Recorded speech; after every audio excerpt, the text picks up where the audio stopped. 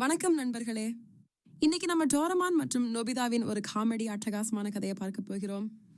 ஒரு நாள் ஜெயன் மற்றும் சுனியோ ஒரு கையந்தியில் நிறைய மீன்களை பிடித்து வந்து அதை நோபிதாவிடம் காட்டினார்கள். நோபிதா, வாவ், நீங்க எவ்வளவு சூப்பரா மீன் பிடிச்சிருக்கீங்க என்று சொல்லி ரசிக்கிறான்.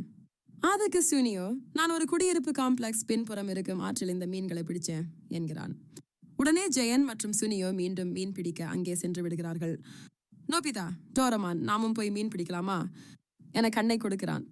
டோரமான் தரேன், மதிய உணவுக்கு பிறகு செல்வோம் என சம்மதிக்கிறான். மதிய உணவின் போது நொபியின் வீட்டில் எல்லாரும் உணவுக்காக உட்கார்ந்திருந்த போது தமகோ, நொபியின் அம்மா, நொபிதாவை தடுக்கிறார். நீ ஆற்றுக்கு போனால் நிச்சயம் விழுந்து விடுவாய் என்கிறார். டோரமான் கூட அது உண்மைதான் என சம்மதிக்கிறான். நொபிதாவின் திட்டம். உணவுக்கு பிறகு நொபிதா மிகவும் ஏமாற்றத்துடன் தனது அறையில் சென்று விடுகிறான். என்னுடைய ஆசையெல்லாம் மீன் பிடிக்கலாம்னு எனக்கு முறுகிறான். ஆனா அதுக்கு டோரமான், அதுக்கு நான் ஒரு சாதனம் வைத்திருக்கிறேன் என்று சொல்லி தனது பாக்கெட்டிலிருந்து மொபைல் ஃபிஷிங் லேக் என்ற கருவியை எடுத்து காட்டுகிறான். அந்த கருவியை தரையில் அமைத்து அந்த ஆற்றின் இருப்பிடத்தை 800 மீட்டர் தென்கிழக்கு செட் பண்ணி ஒரு பட்டனை அழுத்துகிறான். உடனே அந்த கருவி தண்ணீராக மாறி மீன்கள் தோன்ற ஆரம்பிக்கின்றன. நொபிதா மற்றும் டோரமான் மீன் பிடிக்க கம்பிகளை எடுக்க பின்தளம் செல்கின்றனர். தமகோ அவர்கள் பேச்சை கேட்டு நீங்கள் ஆற்றுக்கு போகக்கூடாது என நினைவூட்டுகிறார். அதுக்கு நோபிதா, நாங்கள் உள்ளேதான் இருக்க போறோம் என்கிறான். அவர்களை நம்பாமல் தமகோ பின்தொடர்கிறார். அழகான சங்கடங்கள்.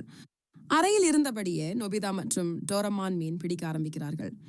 நொபிதா சற்றே ஆவலுடன் தனது தலையை கருவியில் வைத்து மீன் தேடுகிறான். அவன் எதுவும் பிடிக்க முடியாததால் டோரமான் ஹேண்ட் ஹியூக் என்னும் கருவியை எடுத்து உதவுகிறான். உடனே நிறைய மீன்கள் பிடிக்கின்றன. ஆனால் ஒரு பெரிய மீனை பிடித்ததாக நினைத்து நொபிதா கம்பியை இழுக்க முயற்சிக்கிறான். அதிலிருந்து ஜெயன் வெளியே வந்து விடுகிறார். அவன் கோபத்துடன் அவர்களை தேட நொபிதா மற்றும் டோரமான் ஓடிக்கொள்கிறார்கள். கடலுக்குள் படையெடுப்பு. நொபிதா ஒரு யோசனையை சொல்கிறான். நாம கடலுக்குள் மீன் பிடிக்கலாமே. டோரமான் அந்த கருவியை கடலுக்கு திருப்புகிறார். அவர்கள் கருவிக்குள் குதித்து பலவிதமான கடல் உயிரிகளை பார்த்து மகிழ்கிறார்கள். ஆனால் ஒரு பெரிய சுறா அவர்களை துரத்துகிறது. அதிலிருந்து தப்பி ஒரு பழங்கால கப்பலுக்குள் சென்று மறைகின்றனர். அங்கே ஒரு பெரிய பொக்கிஷ பெட்டியை காண்கிறார்கள். அதை திறந்தவுடன் ஒரு பெரிய ஆக்டோபஸ் வளையன் மொட்டாய் அவர்கள் மீது தாக்குகிறது. அம்சமான முடிவு. தப்பித்துக்கு கொண்டு கருவியிலிருந்து மீண்டும் வெளியேறுகிறார்கள். இதுக்கு பிறகு அவர்கள் வந்து ஒரு சூடுநீர் ஊற்று அருகே இருக்கிறதை கண்டுபிடிக்கிறார்கள். ஆனந்தமாக கருவிக்குள் மீண்டும் மூழ்குகிறார்கள். ஆனால் அவர்கள் திரும்ப தமகோவின் குளியலறைக்குள் விழுந்து சிசுகாவை குளிக்கும் போதே பார்க்கிறார்கள்.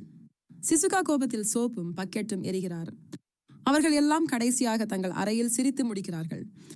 இது நம்ம டோரமான் மற்றும் நொபிதாவின் ஒரு காமெடி வெடிப்பு. உங்களுக்கு எப்படி இருந்துச்சு? கமெண்ட்ல சொல்லுங்க.